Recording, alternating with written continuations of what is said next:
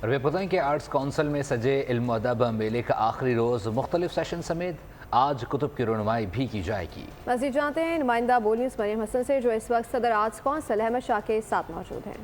کراچی میں شایان شان طریقے سے عالمی اردو کانفرنس کا انعقاد جاری ہے۔ آج چوتھا اور اس کا آخری روز ہے اور ابھی صبح سے ہی لوگوں کی ایک بڑی تعداد ہے جو کہ آرٹس کونسل میں مختلف سیشنز اٹینڈ کرنے کے لیے جو ہے یہاں پہنچ رہی ہے۔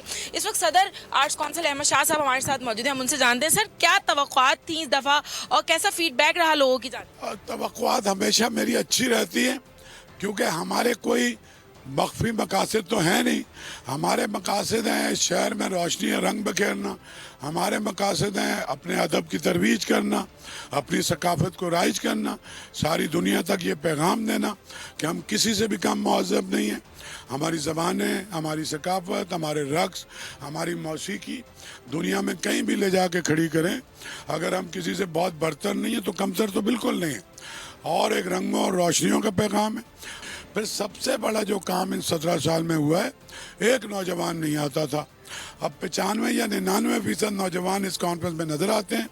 یہ بہت بڑا اچیومنٹ ہے ہمارا۔ اور اگر آج کی ہم بات کرتے ہیں تو بشرا انصاری جو کہ معروف اداکارہ ہیں، ان کے ساتھ بھی ایک سیشن جو ہے رکھا گیا ہے اور آج عالمی اردو کانفرنس کا آخری روز ہے۔ ٹھیک ہے، آخری روز ہے مریم حسن، آگاہ کری تھی آپ کا شکریہ۔ سبسکرائب کریں اور بیل دبائیں تاکہ کوئی خبر رہ نہ جائے۔